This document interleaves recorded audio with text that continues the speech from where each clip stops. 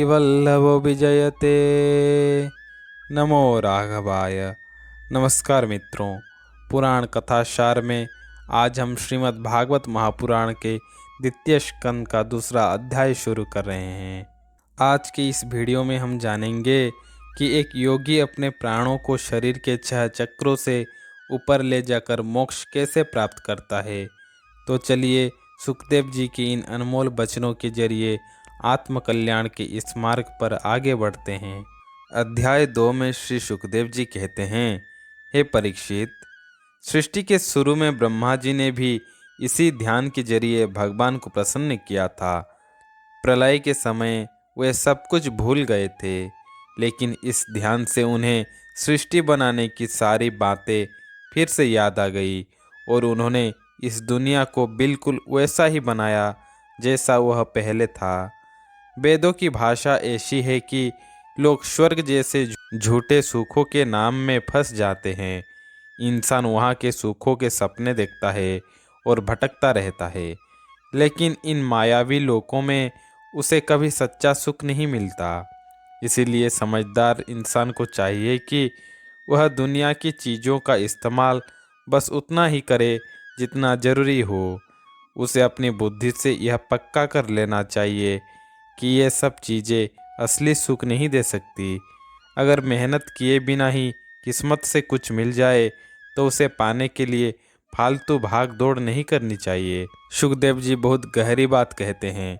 जब जमीन पर सोने से काम चल सकता है तो पलंग की क्या ज़रूरत। जब भगवान ने हमें हाथ दिए हैं तो तकिए की क्या ज़रूरत। जब हम अपनी अंजलि से पानी पी सकते हैं तो बर्तनों को इकट्ठा क्यों करना। क्या पेड़ों के छाल पहनकर या बिना कपड़ों के गुजारा नहीं हो सकता। क्या रास्ते में फटे पुराने कपड़े नहीं मिलते। क्या दूसरों के लिए जीने वाले पेड़ भूख लगने पर फल फूल नहीं देते। क्या नदियाँ सूख गई हैं जो पानी नहीं मिलेगा। क्या रहने के लिए पहाड़ों की गुफाएं बंद हो गई है। और सबसे बड़ी बात, क्या भगवान अपने शरण में आने वाले की रक्षा नहीं करते। फिर क्यों समझदार लोग भी पैसों के नशे में डूबे हुए घमंडी अमीरों की चापलूसी करते हैं। इंसान को इन सब फालतू बातों से हटकर अपने दिल में रहने वाले उस परम सत्य भगवान का बड़े प्रेम और आनंद से भजन करना चाहिए।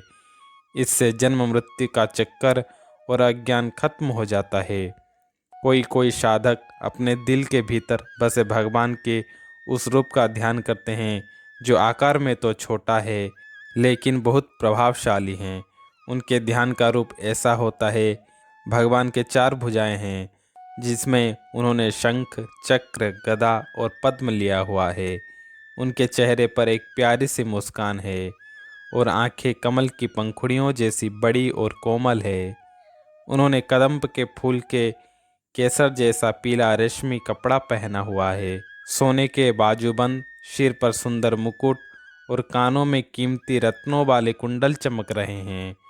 उनके चरणों को बड़े बड़े योगी अपने दिल में बसा कर रखते हैं। उनके सीने पर श्रीवत्स का निशान और गले में कौस्तुभ मणि लटक रही है। उन्होंने कभी न मुरझाने वाली वनमाला पहनी हुई है।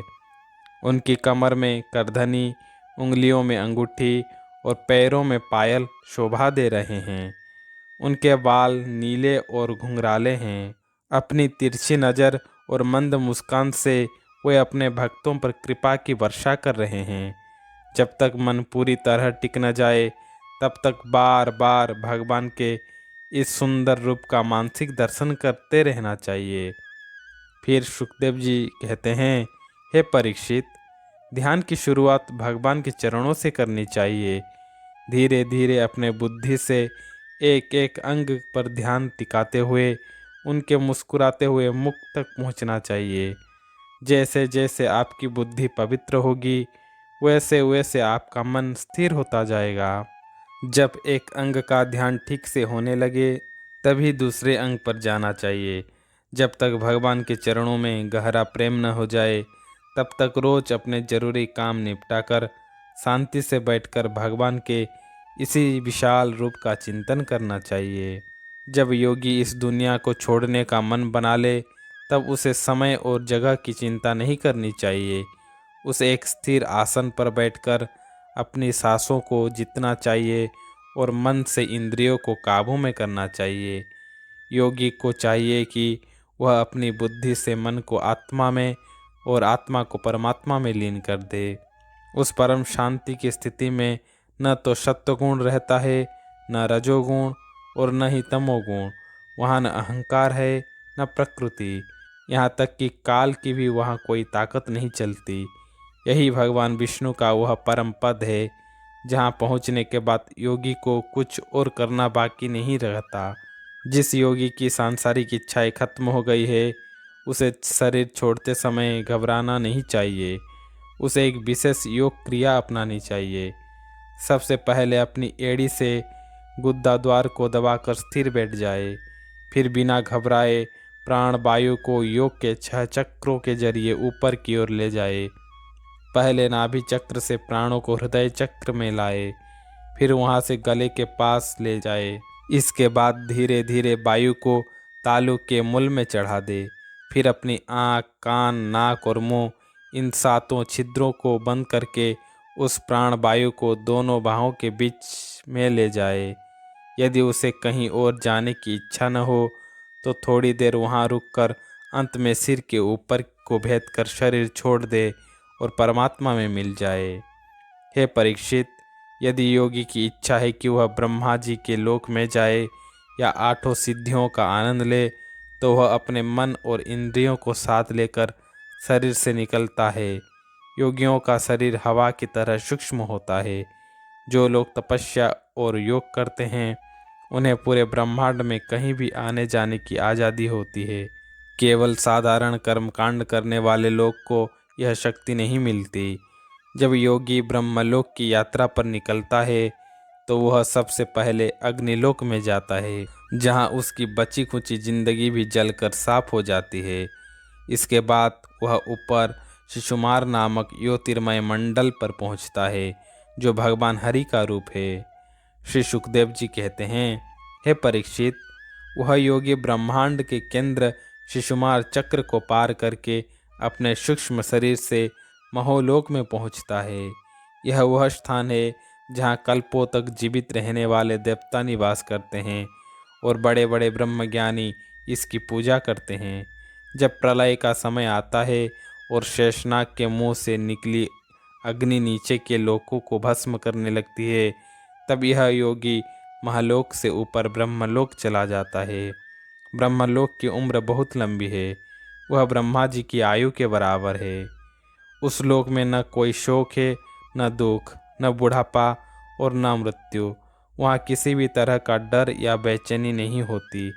वहाँ के रहने वाले बस एक ही बात से दुखी होते हैं, उन लोगों को देखकर जो भगवान की भक्ति नहीं करते और जन्म मृत्यु के भयानक संकट में फंसे रहते हैं।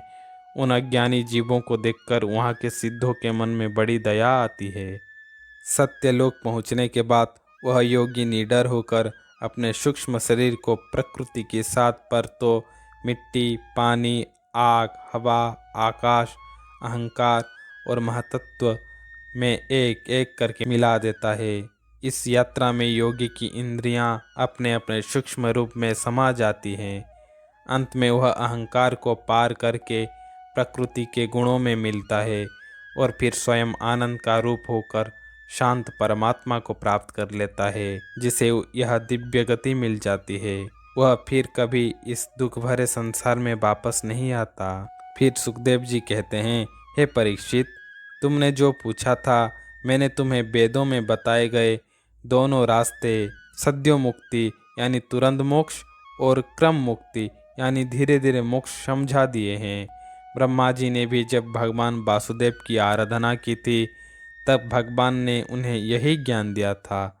संसार के चक्कर में फंसे मनुष्य के लिए भगवान श्री कृष्ण की अनन्य प्रेममयी भक्ति से बढ़कर कल्याण का कोई रास्ता नहीं है। ब्रह्मा जी ने भी एकाग्र होकर 3 बार वेदों को पढ़ा और अंत में अपनी बुद्धि से यही फैसला किया कि जिस काम से भगवान श्री कृष्ण के प्रति प्रेम पैदा हो, वही सबसे बड़ा धर्म है। भगवान श्री कृष्ण हर जीव के भीतर आत्मा बनकर बैठे हैं, वे सबके साक्षी हैं। इसीलिए हे परीक्षित, हर इंसान को चाहिए कि वह हर समय और हर हाल में अपनी पूरी शक्ति से भगवान श्री हरि का नाम सुने, उनका गुणगान करें और उन्हें याद रखें। संत महापुरुष भगवान की कथाओं का जो मीठा अमृत बांटते हैं, जो लोग उसे अपने कानों से पीते हैं, उनके दिल से बुराइयां का जहर खत्म हो जाता है, उनका मन शुद्ध हो जाता है और वे बहुत जल्द भगवान श्री कृष्ण के चरणों को प्राप्त कर लेते हैं। जानकी